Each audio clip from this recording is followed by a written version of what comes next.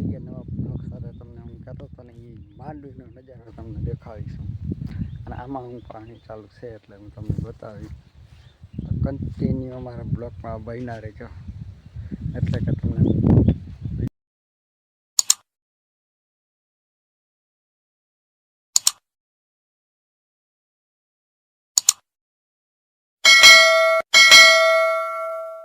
Video બતાવીશ.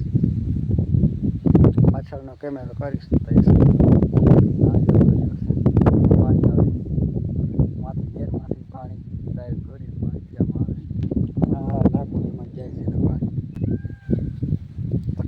Blog તમને કેવો લાગે? સારો લાગે તો લાઈક છે અને કોમેન્ટ કરવાનું ભૂલતા નહીં.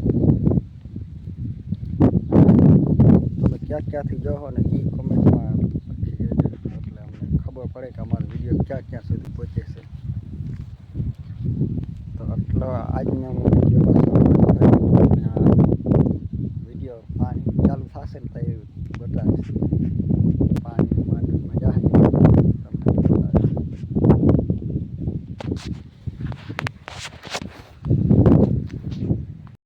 સમજાવું તો ફરી આવી ગયા નવા બ્લોગ સાથે.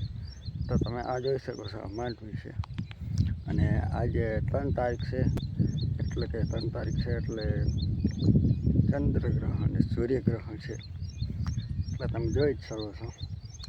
વરસાદનું પ્રમાણ થોડુંક છે એટલે તોય અમે તો પાણી ચાલુ કરી દીધા છે કેમ કે વરસાદની વાત જોઈ હાવ માંડવી સુકાતી હતી એટલે માંડવીમાં જઈએ તમે. તો તમને આજનો બ્લોગ કેવો લાગે? સારો લાગે તો લાઈક સબસ્ક્રાઈબ કોમેન્ટ કરવાનું ભૂલતા નહીં. આ પાણી હમણાં ચાલુ થઈને હમણાં આવશે આમાં આ ધોરિયામાં અને આ માંડવીમાં 22 નંબર છે 9 ડિગ્રી.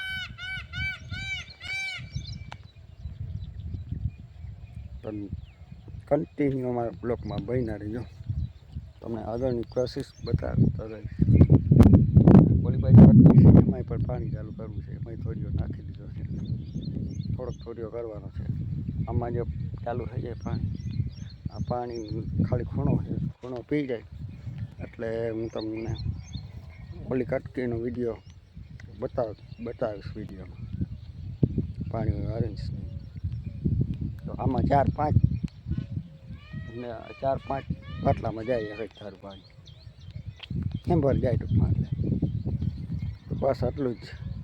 ફરી મળશું નવા બ્લોગ સાથે. ફેમિલી કેમ છો? મજામાં? તો ફરી આવી ગયા નવા બ્લોગ સાથે. તો આજનો બ્લોગ જોજો તમને ફૂલ મજા આવશે.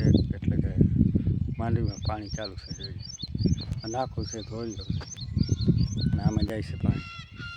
આ બાજુથી આમાં આવે છે ને ધોરિયામાં પાણી જોઈએ. પાછળથી તમને દેખાશે નહીં કહું તો તે જાય છે ધોરિયો આમ છે પાણી આવશે. તો આજનો બ્લોગ તમને કેવો લાગે? સારો લાગે તો લાઈક શેર સબસ્ક્રાઈબ કોમેન્ટ કરવાનું ભૂલતા નહીં. આગળની પ્રોસેસ બતાવીશ તમને.